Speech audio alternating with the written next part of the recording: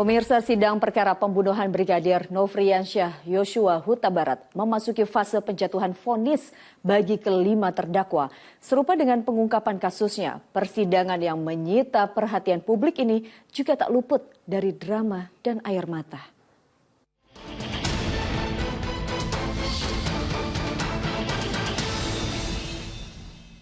Bersalah melakukan tindak pidana pembunuhan berencana secara bersama-sama.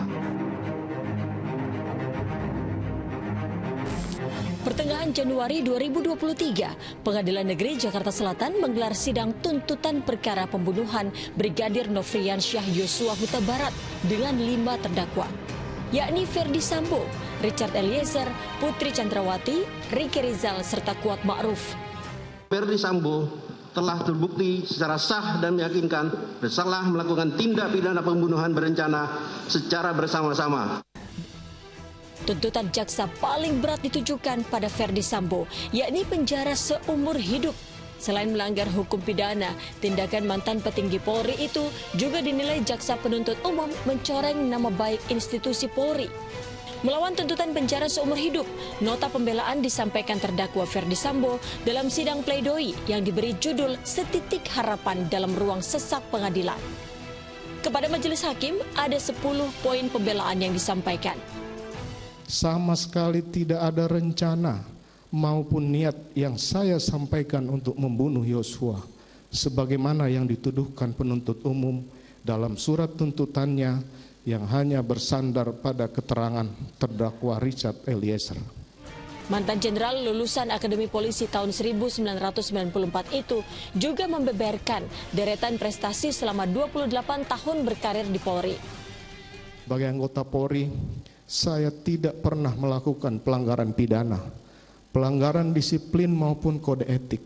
Bahkan telah menerima bintang Bayangkara Pratama dari Bapak Presiden yang membuktikan dharma bakti saya bagi Polri yang tanpa cacat dan celah selama berdinas. Tak jauh berbeda dengan Putri Chandrawati, sang istri yang juga jadi terdakwa.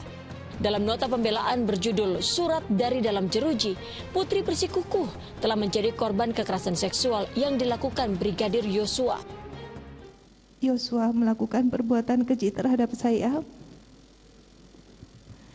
Dia melakukan kekerasan seksual, menganiaya dan mengancam, membunuh, bukan hanya bagi saya, tapi juga bagi orang-orang yang saya cintai. Wanita 49 tahun itu merasa terpuruk atas tudingan berselingkuh. Dan patutkah saya dipersalahkan seolah-olah saya adalah dalang pembunuhan, padahal saya tidak pernah berniat ataupun ikut melakukan perbuatan pembunuhan terhadap Yosua. Saya pun tidak mengerti dan tidak melihat apa yang terjadi saat itu. Derai air mata lagi-lagi mewarnai sidang pledoi. Ya, terdakwa Ricky Rizal tak bisa menahan isak tangisnya. Ia menyangkal terlibat dalam perencanaan pembunuhan Yosua. Dan setiap langkah untuk ketiga putri kecil saya yang selalu saya rindukan. Maafkan ayah, karena sudah sekian lama ayah tidak pernah pulang.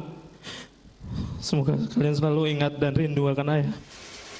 Sanggahan sebagai sosok yang ikut bersekongkol dalam pembunuhan Brigadir Yosua juga jadi nota pembelaan terdakwa Kuat Ma'ruf. Di sisi lain, almarhum Yosua juga baik kepada saya. Bahkan saat saya 2 tahun tidak bekerja dengan Bapak Ferdi Sambo, almarhum Yosua pernah membantu saya.